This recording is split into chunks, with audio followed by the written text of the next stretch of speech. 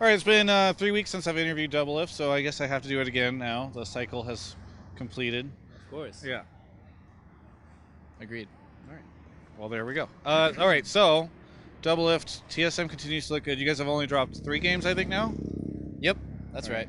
right. One of which was a really weird one today, where you guys were like, "We're gonna go for Baron," and they're like, "We're just gonna take their base," and then you like didn't kill Baron, and then you blue pilled, but it was too late.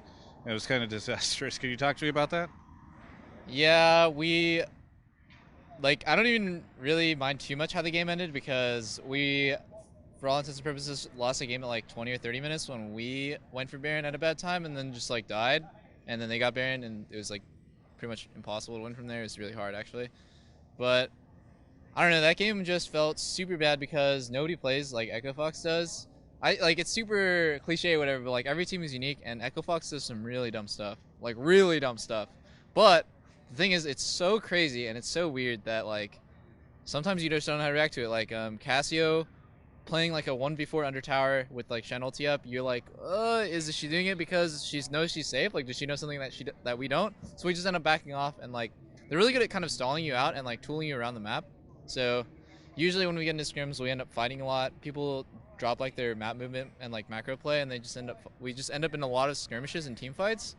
But Echo Fox is like literally just their entire job is to keep us from team fighting. Like all they want to do is just keep us split up, moving around, so they're really good at that. And then the first game, we just totally lost off that. Like we just couldn't pull the trigger on the plays that we should have. And then second game, I was like, okay, guys, that was definitely my bad. Like I didn't pull the trigger and I didn't tell us to go when we should have. So we kind of stepped it up from there.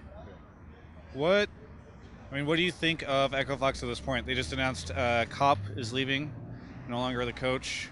I don't know how much of an impact he had, but it seems like they have so much potential, to use that buzzword, and yet they just haven't really been able to activate on it other than taking that one game from you guys.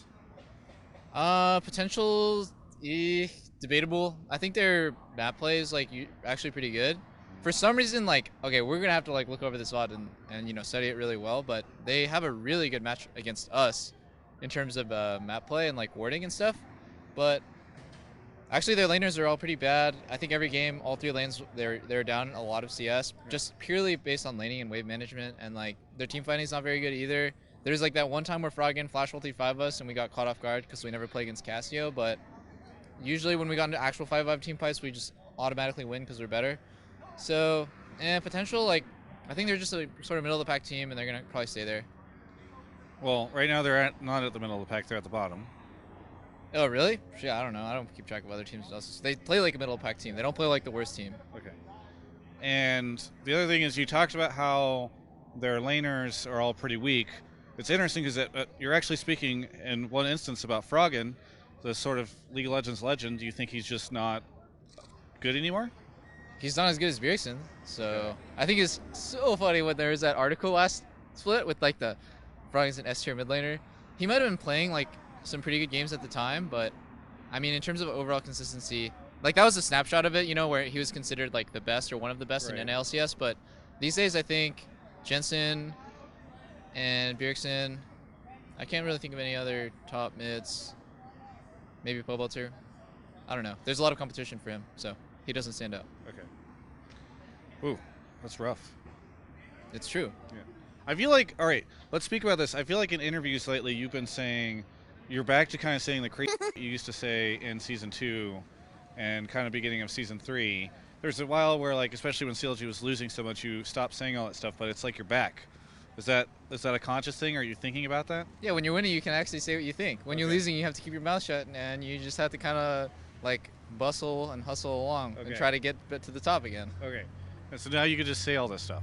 Yeah, I mean, I've been thinking this stuff for a long time, my whole but I just couldn't say it when we're losing because then it just looks like I'm a salty loser. Yeah. I mean, you say a lot of stuff. On Twitter, for instance, you say a lot of things. Your Twitter lately has been borderline NSFW, I would say at times. What? Like how? I don't know. SpongeBob memes or NSFW? Well, there's the SpongeBob memes. There's some other stuff. Whatever, man. Yeah. Yeah, I like to have fun. Okay. I think League of Legends, dude. Okay, back when I started playing, League was like super going uphill. The trajectory was like sky high and it was just exploding, and then it kind of hit this point where it was like, dude, something about like League of Legends, the World Championships has more viewers than like Major League Baseball, and it's like the fastest growing whatever competitive sport, whatever they want to call it.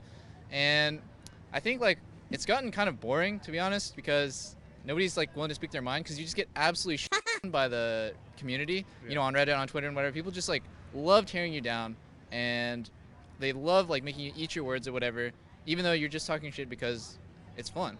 And like I think watching esports should be fun. So I mean, now that we're winning, I can have the luxury of doing this. And you say it should be fun outside of just the game. You're talking about like you want there to be more trash talk.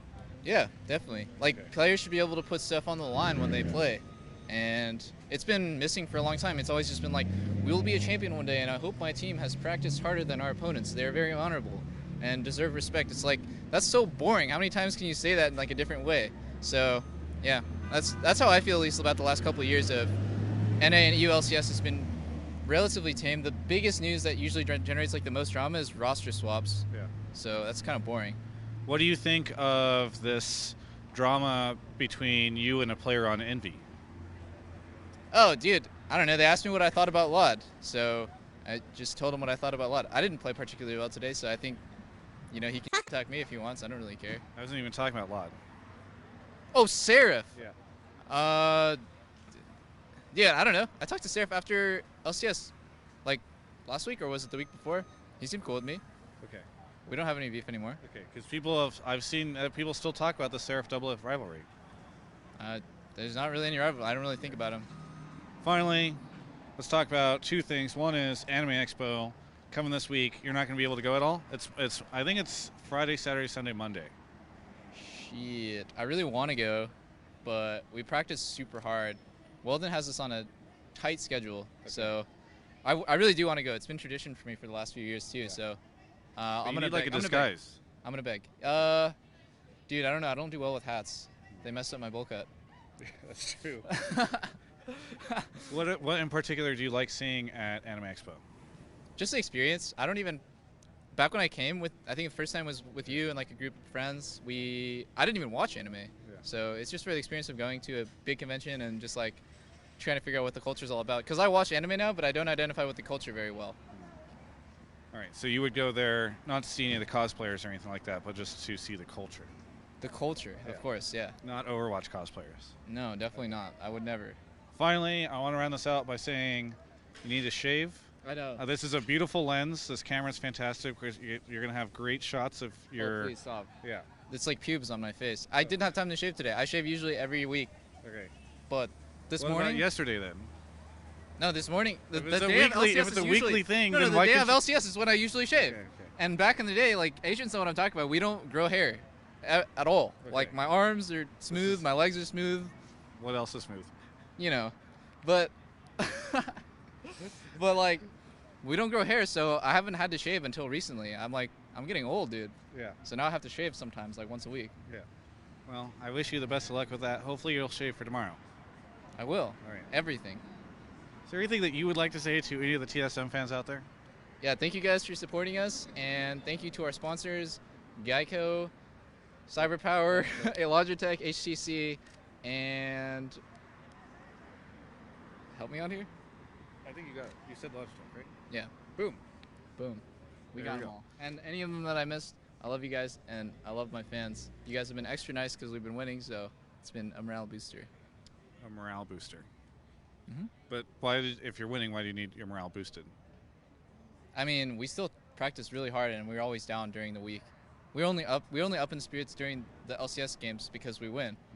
But you lose all your scrims? No, they're just really hard, dude. We're like at each other's throats and stuff during practice. Really?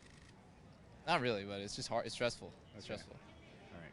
That was exciting. For a moment, I thought we were going to get a look into the background of the animosity that's breeding. No, we get along great. Okay. Well, actually really like each other. At each other's throats. But it's still stressful when we practice. I'm confused. So if anybody else would like to find out more about esports, where can they find out more about esports, Doublelift?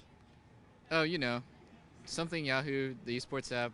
There's a website too, esportsyahoo.com. Did I get it right? All right, we're beast. We're good. And check out Thorn's content actually as well. Great guy. Thorn's thoughts. Watching everyone. He called Wild Turtle a retard on Twitter.